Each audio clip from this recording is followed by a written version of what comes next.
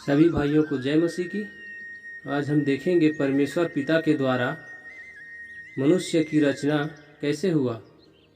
हम देखेंगे उत्पत्ति की अध्याय 2 का 4 से 25 पद में परमेश्वर ने आकाश और पृथ्वी की उत्पत्ति का वृत्तांत यह है कि जब वे उत्पन्न हुए अर्थात जिस दिन यहोवा परमेश्वर ने पृथ्वी और आकाश को बनाया, तब यहोवा परमेश्वर ने भूमि से सब भांति के वृक्ष जो देखने में मनोहर और जिसके फल खाने में बहुत ही स्वादिष्ट थे उन सभी को उगाए, और वाटिका के बीच में एक जीवन का वृक्ष और भले या बुरे का ज्ञान का वृक्ष भी लगाया। और भूमि पर खेती करने के लिए मनुष्य भी नहीं था। तब यहोवा परमेश्वर ने आदम को भूमि की मिट्टी से बनाया और उसके नाखूनों में जीवन का श्वास फूंका और आदम जीवित प्राणी हो गया।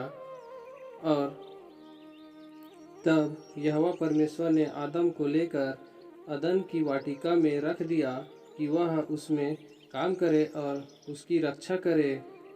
तभी आदम उस वाटिका को सींचने के लिए एक महानदी अदन से निकली और वहाँ से आगे बहकर 4 धाराएं बढ़ गई, जिनमें से पोसान, गीहोन, हिदेकल और फरात है। और यहोवा परमेश्वर ने आदम को यह आज्ञा दी कि तू वाटिका के सब वृक्ष का फल बिना खटके खा सकता है, पर भले या बुरे के ज्ञान का जो वृक्ष है उसका फल तू कभी ना खाना, क्योंकि जिस दिन तू उसका फल खाएगा उसी दिन अवश्य मर जाएगा। मर जाने का तात्पर्य यह है कि वह आदम आत्मिक रूप से मर जाएगा। फिर यहोवा परमेश्वर ने कहा, आदम का अकेला रहना अच्छा नहीं है, मैं उसके लिए एक ऐसा सहायक बनाऊंगा जो उससे मेल खाए। और यहोवा परमेश्वर भूमि में से सब जाति के बनवले पशुओं और आकाश के सब भांति के पक्षियों को बनाया और आदम के पास ले गया। परंतु आदम के लिए कोई ऐसा सहायक न मिला जो उससे मेल खाता हो। तब परमेश्वर यहोवा ने आदम को भारी नींद में सुला देता है।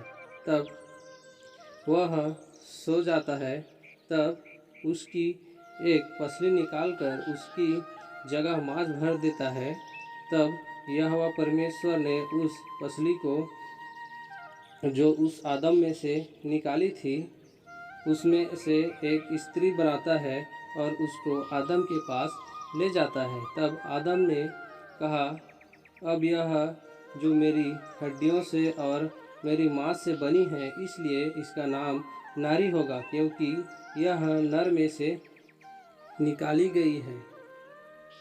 इस कारण पुरुष अपने माता पिता को छोड़कर अपनी पत्नी से मिला रहेगा और वे एक ही तन रहेंगे। और आदम और उसकी पत्नी दोनों नंगे थे पर लजाते नहीं थे, क्योंकि वह भले और बुरे का ज्ञान उनके पास नहीं था। इसीलिए परमेश्वर उनको उस वृक्ष के फल को खाने के लिए मना किया था। इस वचन के द्वारा सभी को आशीष मिले। आमीन।